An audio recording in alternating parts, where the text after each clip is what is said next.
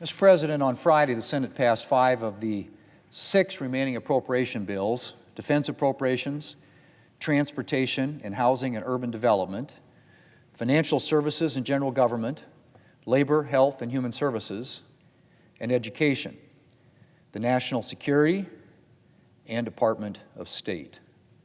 In all, 5 appropriation bills that funds all those various programs and agencies, Mr. President.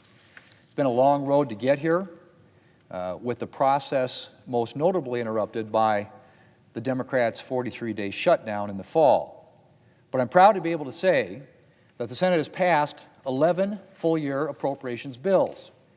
Now, Mr. President, when I became leader, I made it very clear that I wanted to return to regular order consideration of appropriations bills. Too many times the Senate has resorted to long-term continuing resolutions and omnibus bills written behind closed doors. That's not how I wanted to do things.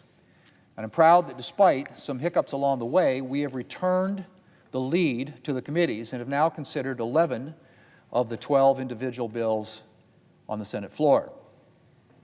The advantages of a member-driven process are myriad. First and foremost, it empowers senators of both parties to make their voices and the voices of their constituents heard. And it provides for genuinely serious consideration of spending priorities. This year's appropriations bills together spend less than if we had simply extended current spending levels under a continuing resolution.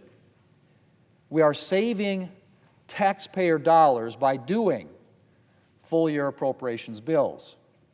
We are also supporting our national defense. Endless continuing resolutions aren't good for any part of the government, but they're especially dangerous for our military readiness. Under CRs, or continuing resolutions, the military can be prevented from starting essential new projects. Current projects can face delays and cost overrun, and the appropriate resources may not always be available for operations.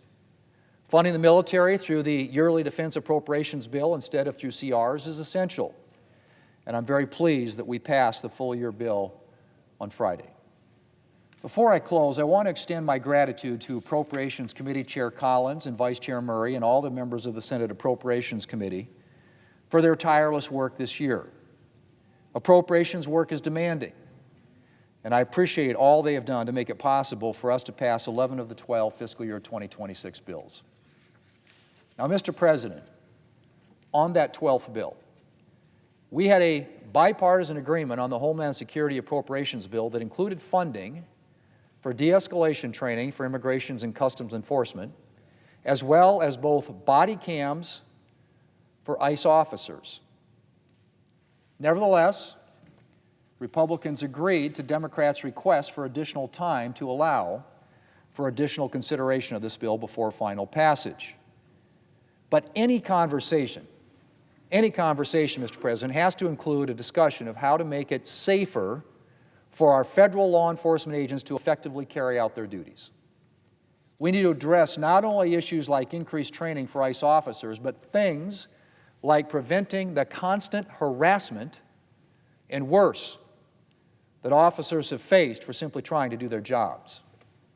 The President's border czar, Tom Homeland, recently traveled to Minneapolis at the President's request, and his efforts have gone a long way to restoring order in that city and ensuring that immigration operations can be carried out safely. One thing he's trying to accomplish is increased cooperation between local law enforcement and ICE. That's another thing, Mr. President, that Democrats should be willing to address in the coming days. It's notable how much more peaceful things have been in cities where local law enforcement has been authorized to cooperate with ICE. It's time to bring an end to the dangerous practice of local jurisdictions refusing to cooperate with federal law enforcement. So I hope there will be a set of issues like those that Senate Democrats and the administration, I should say, can find consensus around.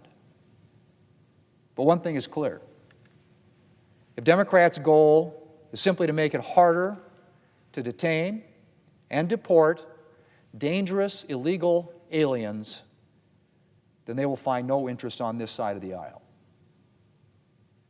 I hope that is not the case, because the stakes are high.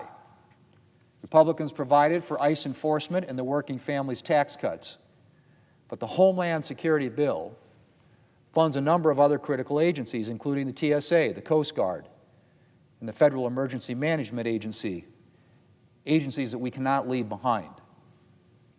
We need to give these agencies the security of a full-year funding bill without delay. Mr. President, I once again thank Senate appropriators for helping us to get to this point, and I look forward to finishing our 2026 appropriations work in the coming days.